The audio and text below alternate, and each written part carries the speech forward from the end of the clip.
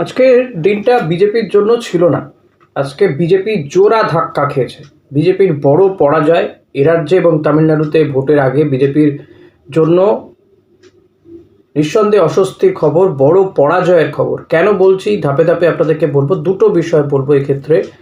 এক, এমনিতেই বিজেপি উত্তরপ্রদেশের যে পরিস্থিতি, উত্তরপ্রদেশের নয়ডাতে সেখানে যে শ্রমিক বিক্ষোভ এই সমস্ত নিয়ে উত্তরপ্রদেশের বিজেপি বা উত্তরপ্রদেশ বা কেন্দ্রীয় সরকার তারা একটু চাপে পড়ে গিয়েছে।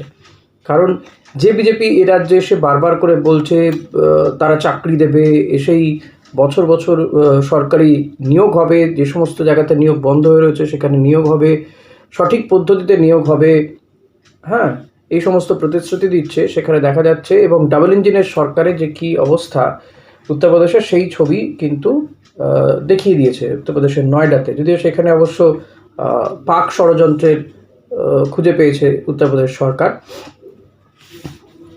তো আজকে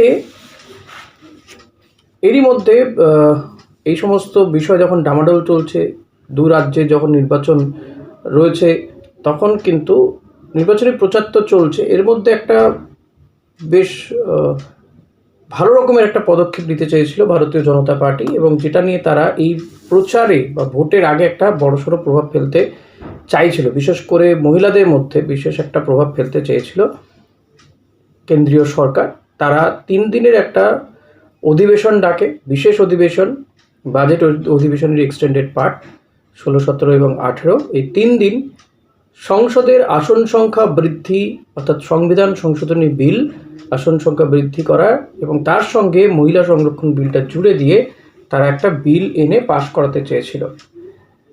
এই যে আসন সংখ্যা বৃদ্ধি, এর আগে বলা হয়েছিল যে আসন সংখ্যা বৃদ্ধি বলুন বা এই মহিলা সংরক্ষণ বিল, বিশেষ করে আসন সংখ্যা বৃদ্ধির বিষয়টি জনগণনার ভিত্তিতে হয়, এবং সেই জনগণনার ভিত্তি ধরলে এখনও যেহেতু সবে সবে জনগণনা শুরু হয়েছে, ফলত এই আসন সংখ্যা এক্ষুনি বাড়ার কোনো প্রশ্নই ওঠে না।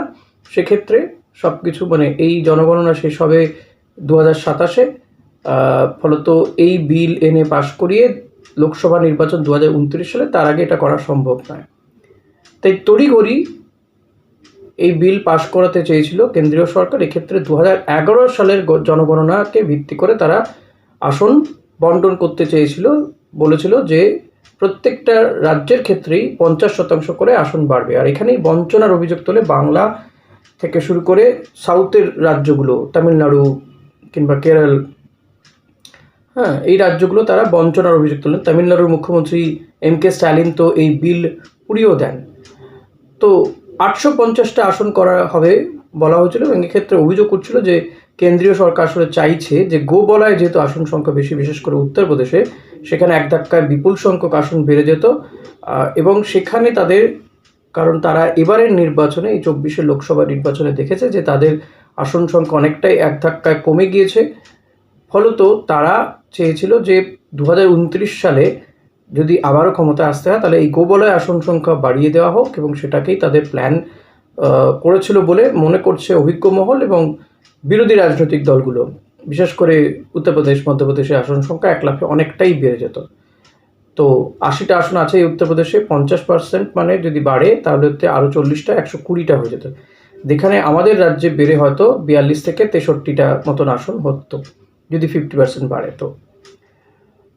তো এরকম জায়গায় দাঁড়িয়ে কিন্তু বিরোধীরা এর একেবারে কড়া জবাব দিয়েছে, সংসদে আলোচনাতে অংশগ্রহণ করেছে, জবাব দিয়েছে কড়া, সরকারের উদ্দেশ্য নিয়ে প্রশ্ন তুলেছে। এরই মধ্যে এই মহিলা সংরক্ষণ বিলও কিন্তু একসঙ্গেই নিয়ে আসা হয়, এবং মহিলা সংরক্ষণ বলা হয়েছিল যে যদি এই 850 আসন হয় লোকসভার, এবং বিজেপি কতদিন আগে থেকে এটা ভেবে রেখেছে যে নতুন সংসদ ভবন তৈরি করা হচ্ছে, কিন্তু এই আসন সংখ্যা বাড়ানো হবে এটাকে মাথায় রেখে, সেভাবে আসন সংখ্যার সেখানে রয়েছে। তো এই যে 850টা যদি আসন হয় লোকসভা, সেক্ষেত্রে 33% মহিলাদের জন্য সংরক্ষণ করা হবে।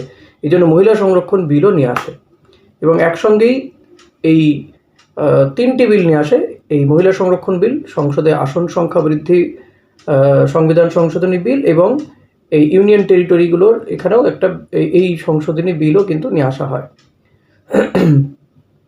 তো বিরোধীরা এতে বিরোধিতা করেছে, সমস্ত রাজনৈতিক দল, তৃণমূল, কংগ্রেস, DMK সবাই মিলে বিরোধিতা করেছে, এবং আজকে ছিল ভোটাভুটি সেই ভোটাভুটিতে কিন্তু হার হয়েছে। কারণ এই বিল পাশ করাতে গেলে সরকারের 2/3 ভোট দরকার ছিল সরকারের পক্ষে বা বিলের পক্ষে। 2/3 ভোট মানে যেদিন সংসদে যতজন সাংসদ উপস্থিত থাকবেন, আমরা জানি এখন 543টা আসন, তার মধ্যে আজকে 528 জন এমপি উপস্থিত ছিলেন। এক্ষেত্রে বিল পাশ করার ক্ষেত্রে দরকার ছিল, মানে লোকসভায় বিল পাশ হলে রাজ্যসভায় যেত, রাজ্যসভায় পাশ হলে তারপর যেত রাষ্ট্রপতির কাছে। তো বিল পাশ করার জন্য দরকার ছিল ওই 2/3 ভোট, যেটা সরকারের পক্ষে ছিল না। সরকার বা প্রধানমন্ত্রী নরেন্দ্র মোদী তিনি বারবার বলেছেন যে এর কৃতিত্ব আমি বিরোধীদেরকেও দিতে চাইব, বিরোধীদেরকেও দেবো বিল পাশ হয়ে গেলে, এবং দেশের কথা ভাবুন, সরকারের কথা ভাবুন। সরকারকে বলতে হবে না বিজেপি প্রশংসার দরকার নেই। যদি এই বিল পাশ হয়ে যায় তাতে দেশের মহিলারা এগিয়ে আসবে, দেশ আগে বাড়বে তখনই, বা দেশ এগিয়ে যাবে তখনই যখন মহিলারা এগিয়ে যাবে। যদিও যে বিজেপি কথা বলে তারা লোকসভা নির্বাচন এমনকি বিধানসভা নির্বাচনেও খুবই নামমাত্র আসন দেয় মহিলাদেরকে। তো যাই হোক, এ সমস্ত গালভরা প্রচুর কথাবার্তা বলেন প্রধানমন্ত্রী নরেন্দ্র মোদী, কিন্তু দেখা গেল, এবং কারণ এটা বলার কারণ হচ্ছে যাতে বিরোধীরাও এই বিলের পক্ষে ভোট দেয়, তাহলেই একমাত্র সম্ভব ছিল পাশ হওয়া। তো বিরোধীরা বিলের পক্ষে ভোট দেয়নি। 2/3 ভোট পক্ষে দরকার ছিল, সেক্ষেত্রে আজকে 528 জন এমপি উপস্থিত ছিলেন, তার মধ্যে 352 জনের ভোটের প্রয়োজন ছিল। হ্যাঁ, এটা ঠিক, বিলের পক্ষে বেশি রায় গিয়েছে, বিপক্ষে কম পড়েছে। বিলের পক্ষে 298 জন সাংসদ ভোট দিয়েছেন, স্লিপ আর ইলেকট্রনিক ভোটিং মেশিন মিলিয়ে, আর বিপক্ষে গিয়েছে 230টি।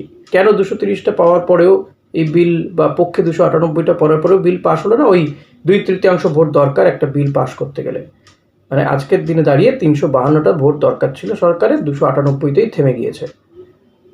ফলত এটা একটা বড় ধাক্কা কিন্তু বিজেপির জন্য। তারা যে এত গলা উঁচিয়ে কথা বলতে চাইছিল যে মহিলাদের জন্য তারা সংরক্ষণ করতে চাইছে, মহিলাদের কথা তারা ভাবে, যদি রাজ্যে রাজ্যে ছবিটা অনেক অন্যরকম দেখা যায়, উন্নাও কিংবা হাতরাসের যে ছবি, সেখানকার যে ভয়াবহতা সেটা দেখা যায় বিজেপি সরকার সেখানে। আবার বিলকিস বানোর যারা ধর্ষক তাদেরকে গলায় মালা পরিয়ে যখন তাদের জেল মুক্তি হয় তখন বিজেপিরই নেতাকর্মীরা তাদেরকে গলায় মালা পরিয়ে বরণ করে নেয়, এই ছবিও দেখা যায়। এটা একটা বিজেপির জন্য বড় ধাক্কা। হ্যাঁ, হয়তো কাল থেকে বিজেপি আবার নির্বাচনী প্রচারে বলতে শুরু করবে যে আমরা করতে চেয়েছিলাম মহিলাদের জন্য 33% আসন সংরক্ষণ করতে চেয়েছিলাম, বাট তৃণমূল কংগ্রেস এরা কেউ করতে চাইল না, তাদের সদিচ্ছা নেই, তারা মহিলাদেরকে এগিয়ে যেতে দিতে চায় না, এটা নিয়ে প্রচার করবে। এরকমই হবে তাদের টোন। করলে বলতো যে আমরা করে দিলাম, আর করেনি বলে বিরোধীরা বাধা দিল। আর একটা পরাজয় কি, জোড়া ধাক্কা বলেছি তো, আর একটাও বলতে হবে। আর একটা পরাজয় হচ্ছে ত্রিপুরাতে সেখানে একটা নির্বাচন হয়, যেমন আমাদের এখানে পঞ্চায়েত নির্বাচন হয়, সেরকমই ট্রাইবাল বা আদিবাসী অধ্যুষিত এলাকাতে সেখানে নির্বাচন হয়। Tripura tribal areas autonomous district council, এটা অটোনোমাস জায়গা কাউন্সিল, 28টা আসন। সেখানে কিন্তু বিজেপি একেবারে ধরাশায়ী হয়ে গেছে, বড় সড়ো পরাজয়ের মুখোমুখি হচ্ছে। প্রদ্যুৎ কিশোর দেববর্মার নেতৃত্বাধীন তিপ্রামথা, আপনারা জানেন যে তিপ্রামথার সঙ্গে বিজেপির কিন্তু জোটও ছিল, বাট এই নির্বাচনে কোনো জোট হয়নি। তার কারণ হচ্ছে বিজেপির নিজেদের মধ্যে একটা, বিজেপি এই আসন ভাগাভাগি নিয়ে একটা জোট জবরদস্তি করেছিল। এই 28টা আসনের মধ্যে এই তিপ্রামথায় 24টা আসনই জিতে গেছে, এবং 4টে মাত্র আসন পেয়েছে বিজেপি। কংগ্রেস বা বামেরা তারা কেউই কিছু পায়নি, এখানে খাতাই খুলতে পারেনি। ফলত এখানে যে বিজেপির একটা ভোট লস হলো শুধু নয়, পাহাড়ি তিপ্রামথার প্রভাব যেমন স্পষ্ট হলো, তাদের যে কতটা প্রভাব রয়েছে সেটা বোঝা গেল। আদিবাসীদের মধ্যে বিজেপি যে কতটা মানে বা অজনপ্রিয় সেটাও কিন্তু প্রকাশ হয়ে গেল। একেবারে বিজেপির ভরাডুবি বললেও কম বলা হয়। পরাজয়ের কারণ কি? গ্রেটার ত্রিপুরাল্যান্ড আবেগ এবং উপজাতি অধিকার ইস্যুতে প্রদ্যুৎ কিশোর দেববর্মার দলের ওপর মানুষের আস্থা, বিজেপির উপর এই আদিবাসী অঞ্চলে মানুষের কোনো আস্থা নেই। বিজেপির ত্রিপুরার যে পাহাড়ি অঞ্চল বা আদিবাসীদের মধ্যে তাদের যে জনভিত্তি সেটা কমছে ক্রমশ, এটা একটা বড় বিষয়।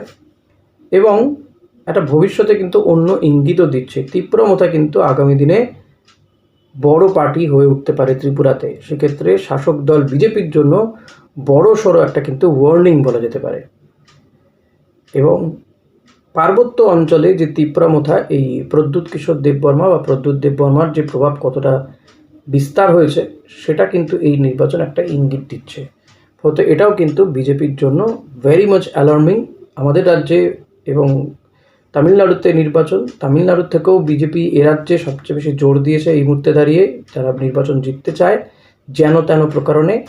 কিন্তু তার আগে এই দুটো ইস্যুতে কিন্তু বিজেপির বড় ধাক্কা, বিশেষ করে প্রতিবেশী ত্রিপুরা রাজ্যে সেখানে যে নির্বাচন হলো এই ট্রাইবাল এরিয়াস অটোনমাস ডিস্ট্রিক্টস কাউন্সিলের, এটাতে তারা তাদের এই যে ভরাডুবি, এটা কিন্তু বিজেপির জন্য বড় ধাক্কা।